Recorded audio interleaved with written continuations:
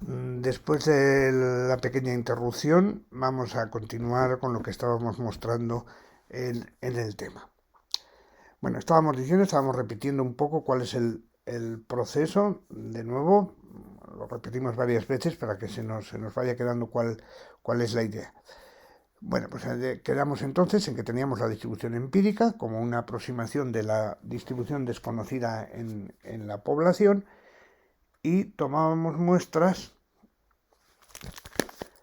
de esa distribución empírica en lugar de hacerlo sobre la distribución original. Bueno, para cada una de esas muestras calculábamos el estimador correspondiente y estimábamos el error estándar del estimador o del estadístico utilizando el error estándar de las réplicas bootstrap que habíamos obtenido de esta manera. Bueno, entonces el algoritmo Bootstrap no paramétrico ya lo tenemos claro. Seleccionamos un número B de muestras que queremos obtener, obtenemos las muestras, evaluamos el estadístico para cada una de las pseudomuestras obtenidas, calculamos el error estándar como la desviación típica de la distribución muestral aproximada. Bueno, pues se supone que cuando B tiende a infinito, el error estándar tiende al error estándar de la distribución empírica y es un buen estimador de lo que queremos buscar. Veamos, por ejemplo, cómo haríamos para un coeficiente de correlación, por poner algún ejemplo. Tomamos una muestra de n igual a 15 de una colección de n igual a 82 escuelas americanas de leyes en un estudio sobre prácticas de admisión. Tomamos dos medidas. El ESAT, que es una puntuación media de la clase en un test sobre la ley nacional, y GPA, la puntuación media de la clase en los estudios del grado. Tenemos estos valores, estas puntuaciones en los dos tests que, como vemos, bueno, pues aunque hay algún outlier por aquí, pues están más o menos relacionadas. Es decir, las puntuaciones más altas en uno de los test corresponden también a puntuaciones más altas en el otro. La correlación observada es de 0,7763745 y cómo podemos hacer o aproximar la distribución muestral de esa correlación.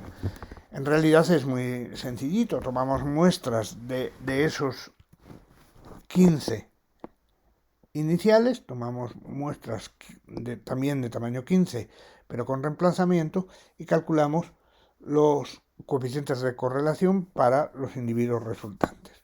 Pues bueno, vemos que aquí, por ejemplo, con 50 muestras, pues pueden ir desde 0,4 hasta 1. Si tenemos 100 muestras, pues por aquí ha habido parece que algún accidente, que alguno ha salido muy pequeñito, con 500 de 0,2 a 1, bueno, más o menos de 0,2 a 1, dependiendo de cómo se haya alterado la composición de la muestra. Bueno, pues esto nos da una idea de cuál es la distribución muestral del coeficiente de correlación, que bueno, como el coeficiente de correlación está acotado, entre 0 y 1 normalmente va a ser una distribución asimétrica. No sé si alguna vez en alguna asignatura habéis visto la distribución muestral de un coeficiente de correlación. Hay un test que aparece en SPSS. Bueno, pues aquí tenemos una forma diferente de aproximar esa distribución muestral. Bueno, vamos a ver otro tipo de bootstrap. Vamos a suponer que ahora tenemos un cierto conocimiento de alguna característica en la población. En ese caso, bueno, pues el estimador y la distribución muestral van a mejorar. Bueno, también habíamos definido el estimador del error estándar de una función paramétrica, simplemente la desviación típica de la distribución muestral del estadístico. Bueno, pues ahora vamos a suponer que f, la función en la población, tiene una forma conocida, pero desconocemos sus parámetros. Bueno, pues una forma de hacer esto sin utilizar de nuevo las matemáticas, sino que utilizando el computador, sería el siguiente algoritmo de lo que llamamos bootstrap paramétrico. Bueno, pues ahora vamos a suponer que los datos proceden de una familia de distribuciones, por ejemplo, de la distribución normal. La distribución normal depende de un conjunto de parámetros, por ejemplo, en este caso, la media y la desviación típica, mu y sigma. Los desconocemos. Bueno, pues lo que vamos a hacer es, estimamos los parámetros a partir de la muestra original de la que disponemos.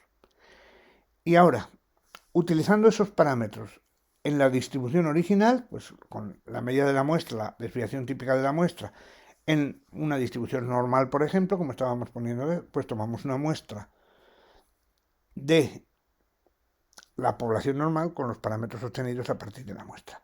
Bueno, pues eso lo repetimos b veces y ahí tenemos un conjunto de réplicas bootstrap que nos van a permitir, bueno, pues estimar o aproximar la distribución muestral y de nuevo hacer un cálculo del error estándar.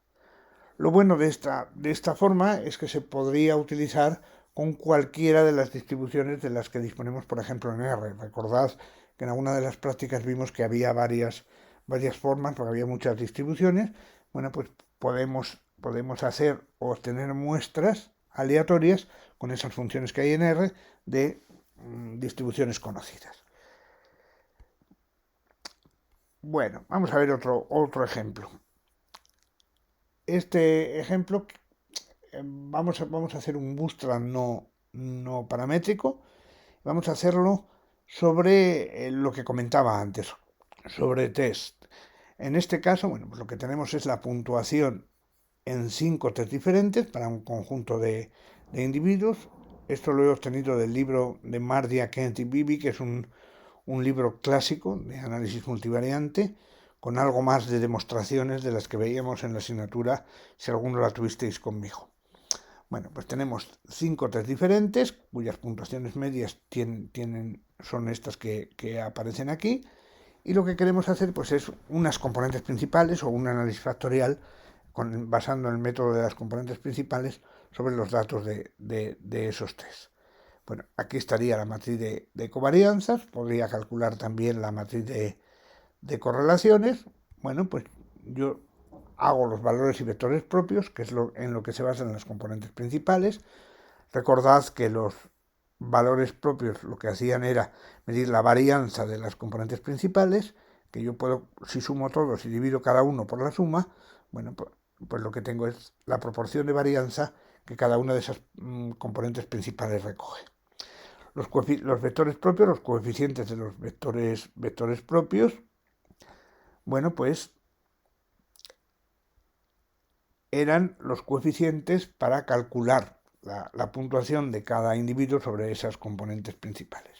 Recuerdo una idea sobre los vectores propios. Los vectores propios son únicos salvo el signo. Es decir, que si yo cambio todos los coeficientes de signo, sigue siendo un vector propio perfectamente válido.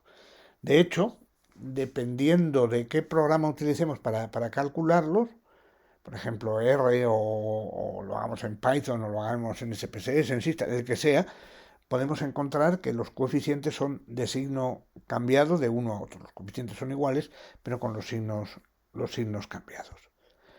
Bueno, pues esta es una forma que utilizamos a veces para calcular la distribución muestral de los valores propios o de la varianza recogida. Aquí estaría, bueno, aquí hemos representado el primer valor propio para cada una de las muestras bootstrap, 200 réplicas bootstrap, pues hemos calculado en esas 200 réplicas los valores y los vectores propios. El primero tiene esta variación, el segundo, el tercero, el cuarto, el quinto. Esto es siempre así de esta manera. Bueno, pues van decreciendo los valores y van decreciendo también la variabilidad. Si lo hacemos con la variabilidad recogida, con el porcentaje de varianza, bueno, pues tendríamos esto de aquí. De hecho, bueno, pues esta es una manera que utilizamos para ver cómo la variabilidad muestral o la estabilidad de los valores y vectores propios, mediante un bootstrap. Aquí tengo los vectores propios, los coeficientes. Tengo los 5 test, mecánica, vectores, álgebra, análisis y estadística, y los coeficientes en los vectores propios. En el primer vector propio y en el segundo vector propio. Y vamos a observar, mirad, aquí veis que aquí hay una estructura más o menos clara con el box plot. Y mirad aquí abajo, hay unos cuantos valores que tienen la misma estructura que los de arriba, pero con signo contrario.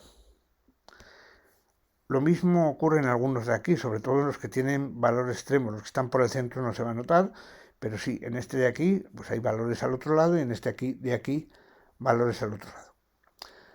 En el libro original, porque este ejemplo viene también en el libro de Efron, el que comentábamos antes, él no, bueno, esto en el primer vector propio no le sale siempre del mismo signo. Ya os digo que depende del procedimiento que utilicemos, y esta parte de aquí abajo no le sale. Pero en el segundo sí que le sale algo parecido.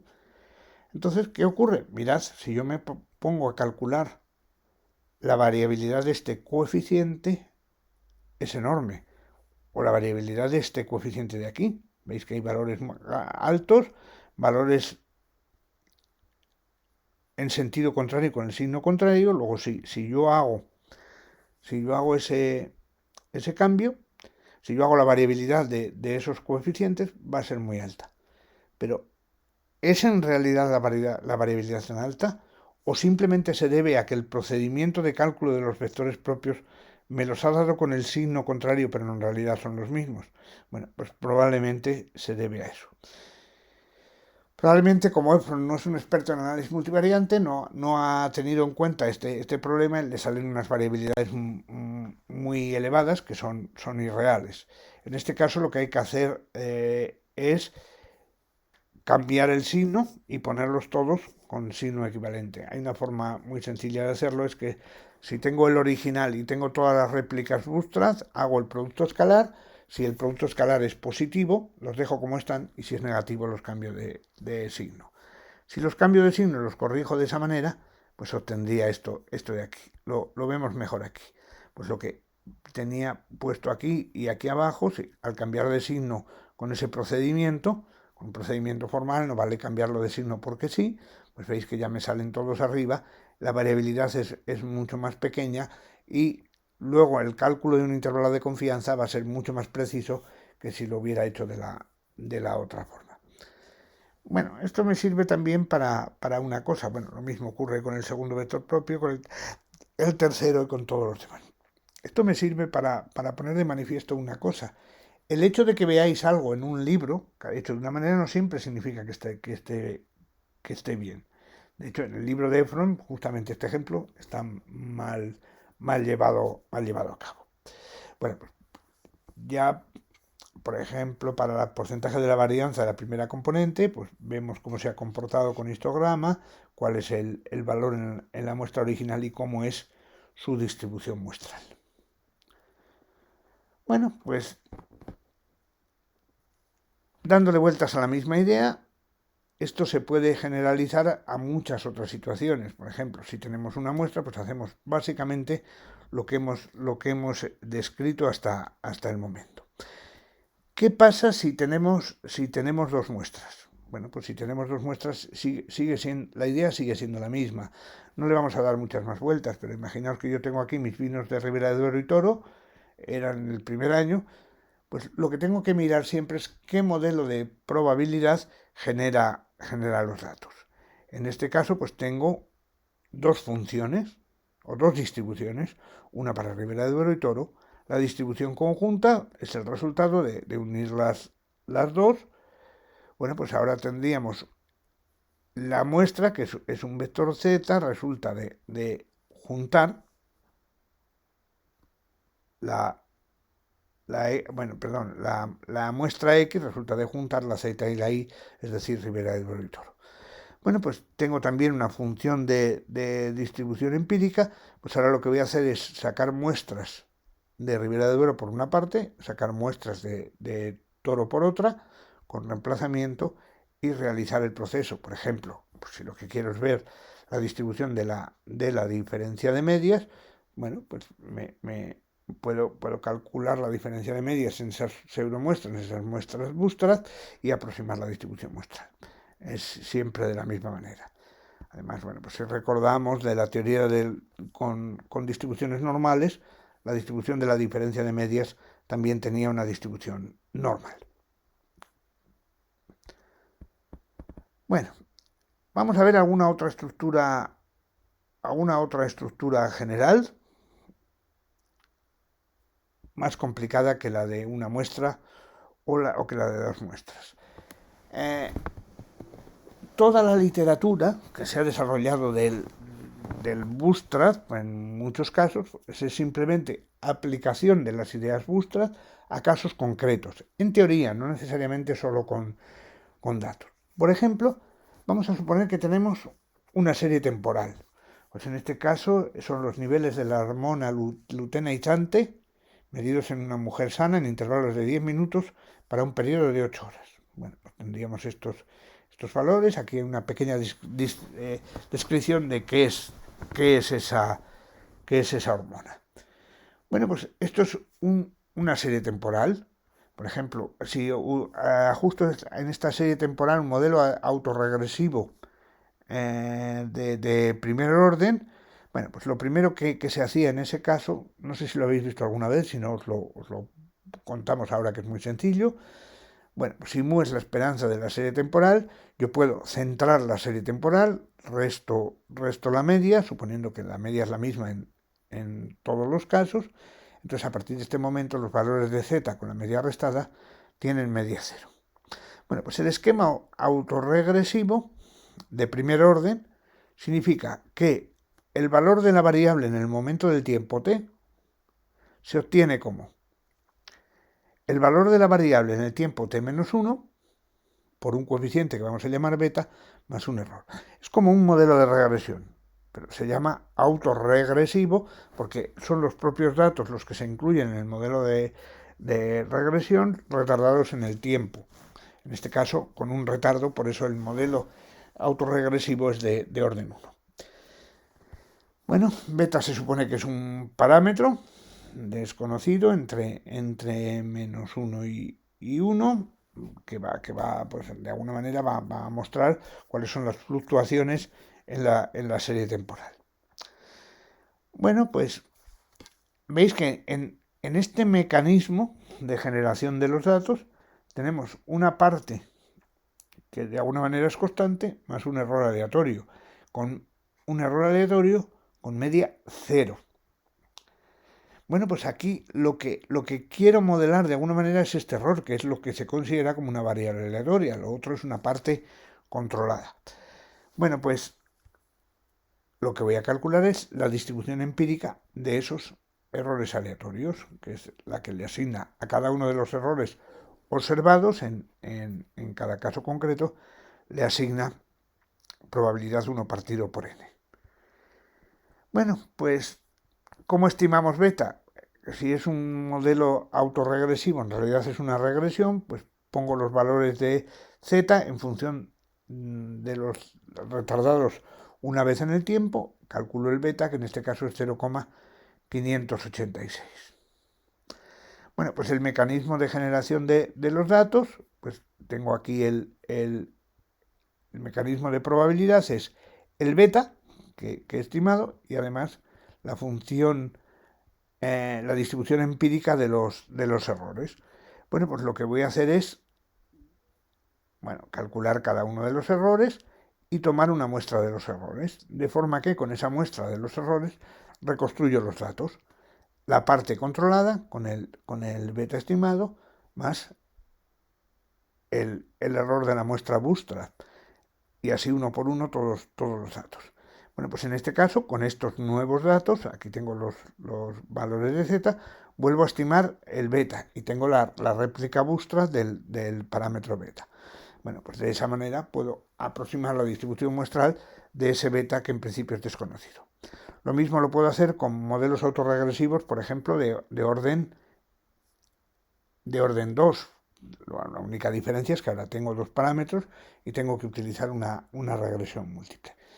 Luego, el secreto de la utilización del Bootstrap está fundamentalmente en identificar, si es posible, el mecanismo que genera los datos.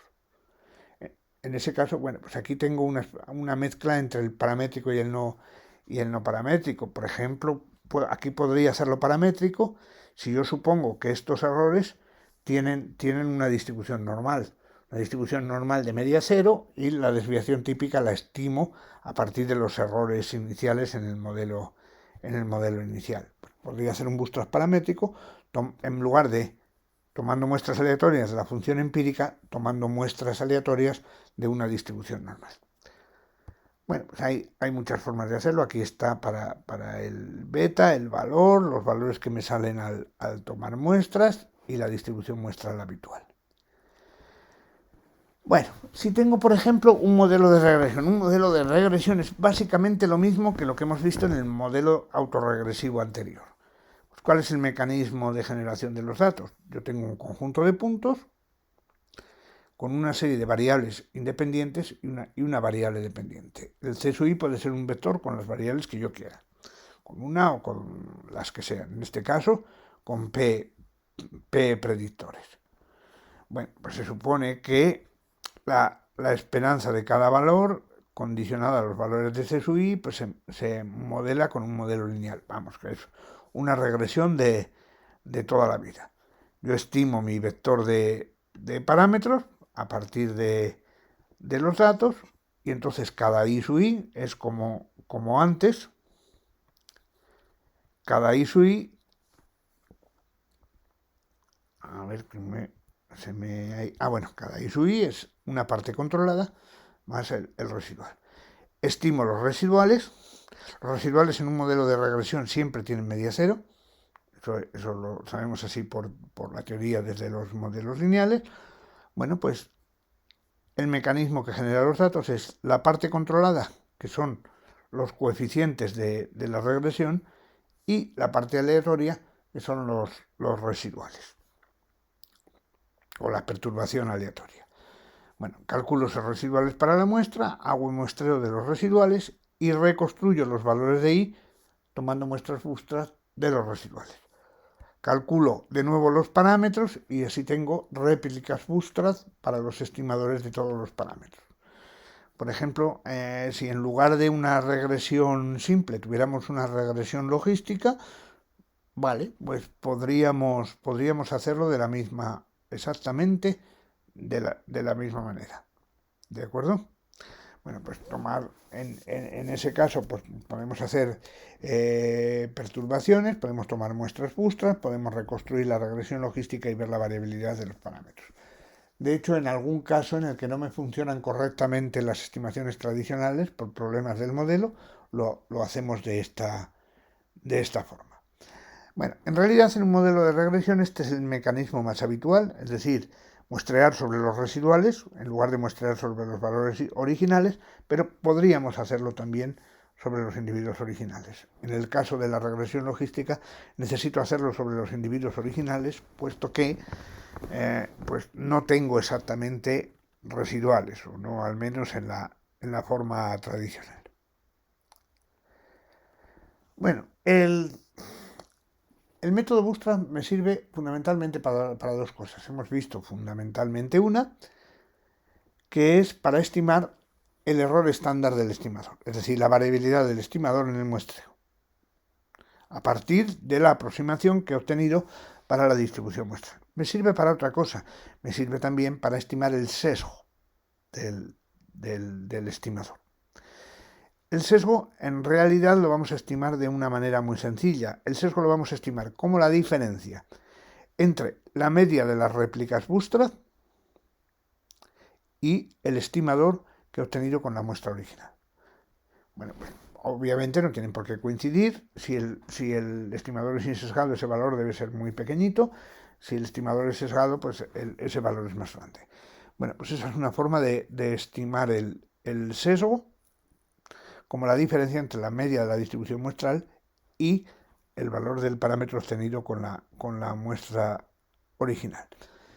La parte de estimación del sesgo mejorada me la voy a saltar de momento porque hay formas diferentes de hacer esa estimación del sesgo que no suele ser el objetivo en el caso de la estadística tradicional. Bueno, pues ¿para qué sirve todo esto? Sobre todo el cálculo del error estándar en la distribución muestral del estadístico. Bueno, pues nos sirve para calcular intervalos de confianza. Bueno, pues yo voy a calcular intervalos de confianza para el parámetro que estoy tomando como objetivo. Bueno, pues una manera muy sencilla de calcular el intervalo de confianza es calculando percentiles de la distribución muestral. Por ejemplo, si quiero un intervalo de confianza al nivel 1 menos alfa, bueno, pues ese intervalo de confianza lo definimos como los percentiles alfa medios y 1 menos alfa medios en la distribución empírica que he aproximado utilizando el Bootstrap. Recordad la idea cuando hacíamos un intervalo de confianza para la normal. Teníamos la normal centrada en el 0 y buscábamos los valores de la normal que dejaban por debajo un área alfa medios, aquí está, el alfa medios, y por encima un área de alfa medios, es decir, por debajo 1 menos alfa medios, aquí está. Bueno, pues tomamos esos dos percentiles, los percentiles correspondientes nos darían un intervalo de confianza para el parámetro que estamos tratando de estimar o para el estadístico que estamos tratando de calcular. Podríamos hacer intervalos basándonos en la normal con la idea habitual de utilizar los percentiles de la normal, es decir, el estimador más menos, aquí debería ser un más menos z alfa medios por el error estándar estimado. Y bueno, pues mirad, aquí tenemos, suelen ser bastante similares ambos intervalos. Por supuesto hay mucha más teoría, pero lo que quería es que vierais la idea general. Vamos a hacer un intervalo de confianza que nos sirve para medir un poco cuál es la precisión de la estimación e incluso nos serviría para hacer algún tipo de contraste de hipótesis si los intervalos de confianza no se cruzan, por ejemplo, para comparar grupos. En este caso, pues por ejemplo, para la diferencia de medias, hacemos un intervalo de confianza como bueno, pues, este es para la media completa. Bueno, pues el intervalo va desde algo menos, desde 12,35 más o menos a 12,7. Bueno, ahí lo tenemos calculado por el método percentil y por el método normal. Para la mediana, bueno, pues veis que el intervalo es un poquitín más grande. Ya dijimos que la mediana es menos inestable, pero lo mismo. Tomo la distribución muestral y calculo los intervalos con el criterio que acabamos de mencionar. Si lo hago para la correlación, veis que aquí son un poquito más diferente esos intervalos. Bueno, veis que en este caso el de la normal me da un valor por encima de 1, que no debería, pero es por la aproximación, ya que se trata de una distribución acotada. Bueno, pues en este caso sería un intervalo para la diferencia de medias, está mal lo de arriba, debería corregirlo. Bueno, pues en este caso veis que el intervalo no contiene al 0, luego una forma de hacer el contraste es esa. La diferencia de medias, la hipótesis nula es que la diferencia de medias es 0, como el intervalo no lo contiene, rechazamos la hipótesis nula. Luego no voy a entrar en esta parte, pero podemos hacer otros tipos de intervalos que en teoría mejoran la forma de los intervalos tradicionales que ya hemos puesto. Podemos hacer correcciones para el sesgo, etcétera. Bueno, en realidad eso vamos a dejarlo un poco de lado. Bueno, pues también con el Bootstrap, aunque le vamos a dar menos importancia, porque lo vimos en el caso del test de permutaciones, podemos hacer contrastes de hipótesis. Pues una forma es utilizar los intervalos para hacer contrastes, como hemos visto antes, y en la forma tradicional. Y bueno, pues también podría utilizarse el Bootstrap para calcular el nivel de significación alcanzado en la distribución nula. Bueno, pues por ejemplo, en el caso de dos muestras, en lugar de muestrear en una y otro, en un grupo y en el otro grupo, pues el muestreo lo haríamos con reemplazamiento, pero sobre todo el conjunto de los datos, con lo cual pues, podrían intercambiarse los de Toro a Ribera de Duero a Toro, y calcularíamos la distribución nula cuando la hipótesis nula es cierta. Pues básicamente esa es la idea. Tomamos b muestras de tamaño, en el caso de dos muestras, de tamaño n más m, de x, la llamamos a las n primeras observaciones que nos salgan en la muestra, las ponemos como si fueran del primer grupo y a las siguientes del segundo. Calculamos la diferencia de medias y ahí tengo la distribución nula que me permite calcular el nivel de significación alcanzado o el p-valor, como veíamos en el caso de las permutaciones. Bueno, con esto terminamos la teoría. Y en cuanto tenga un rato, os grabo también la práctica.